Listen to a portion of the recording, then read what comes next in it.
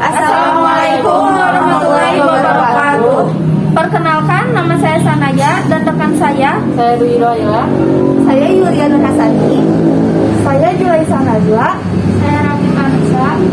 Kami akan mempresentasikan tentang organisasi internasional yang diikuti Indonesia.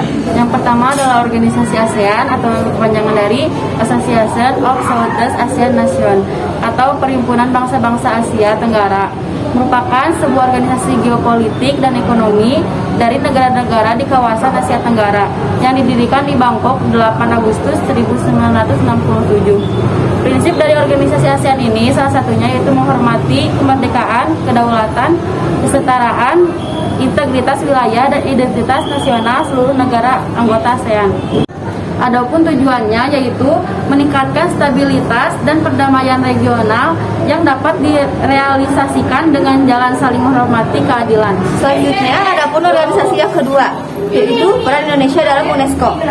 UNESCO didirikan oleh PBB sebagai badan khusus untuk mendukung perdamaian dan keamanan melalui pendidikan, ilmu pengetahuan, dan budaya.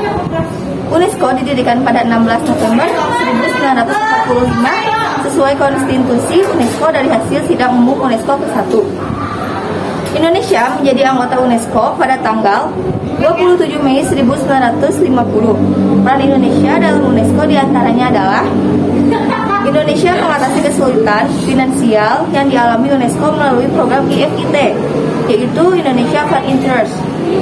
Langkah UNESCO untuk penerima Palestina sebagai anggotanya menyebabkan Amerika Serikat menghentikan pembayaran kontribusi negaranya. Indonesia terpilih sebagai anggota Badan Eksekutif UNESCO untuk periode 2017 sampai 2021. Hal ini merupakan bentuk partisipasi aktif Indonesia dalam UNESCO. Adapun selanjutnya organisasi yang ketiga yaitu WHO, World Health Organization atau Organisasi Kesehatan Dunia. Adalah lembaga organisasi badan PBB yang bertindak sebagai koordinator kesehatan umum internasional dan bermarkas di Jenewa, Swiss. WHO didirikan oleh PBB pada tanggal 7 April 1948. Peran WHO yang pertama untuk mencapai kesehatan maksimal bagi seluruh masyarakat dunia. Yang ketiga, untuk menanggulangi kesehatan dengan cara membantu melakukan perbatasan penyakit-penyakit menular. Yang ketiga, memberikan bantuan kesehatan kepada negara-negara yang membutuhkan bantuan. Yang keempat, membantu meningkatkan kesejahteraan ibu dan anak. Dan yang kelima, mendorong dan membantu penelitian-penelitian dalam bidang kesehatan. Selanjutnya, organisasi yang keempat yaitu APEC, Asia Pasifik L.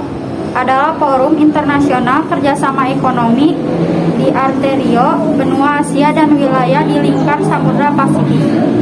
APEC berdiri pada bulan Januari 1989. Ada 6 peran Indonesia dalam APEC.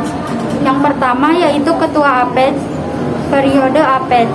Alasannya adalah karena kemampuan Indonesia untuk bertahan di tengah krisis ekonomi. Yang kedua ada tuan rumah KTT, konferensi tingkat tinggi pada tahun 1994. Yang ketiga ada perumus dari Bogor Declaration dari Bogor Goals. Bogor Goals adalah arah gerak strategis yang merupakan hasil dari Bogor Declaration. Yang keempat ada pendorong dari terbentuknya ECOTEC berupa rancangan sistem ekonomi yang dimaksud untuk menciptakan pertumbuhan ekonomi kawasan Asia Pasifik. Yang kelima ada anggota G20. Indonesia menjadi pasar bagi produk-produk impor bagi negara yang tergabung dalam APEC. Yang keenam ada tuan rumah KTT APEC 2019. Peran Indonesia dalam mewarnai kerjasama di tingkat peran regional semakin dengan puncaknya pada KTT APEC di Bali 2013. Yang terakhir, Organisasi Konferensi Islam atau yang disebut juga dengan OKI. OKI adalah sebuah organisasi internasional antar pemerintahan negara-negara Islam dengan 57 negara anggota. OKI didirikan di Rabat, Maroko tanggal 18 Rajab 1389 Hijriah atau tahun 1969.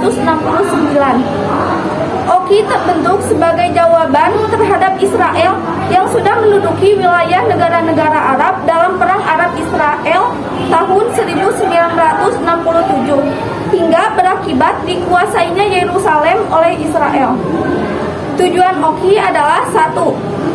Untuk memajukan solidaritas Islam di antara negara anggota. 2. Untuk memperkuat kerjasama antara negara anggota dalam bidang ekonomi, sosial budaya, ilmu pengetahuan, dan bidang lainnya. Ketiga, mengatur usaha, melindungi tempat-tempat suci, menyokong perjuangan rakyat Palestina, dan membantunya. Sekian presentasi dari kelompok kami. Mohon maaf bila ada kesalahan. Wassalamualaikum warahmatullahi wabarakatuh.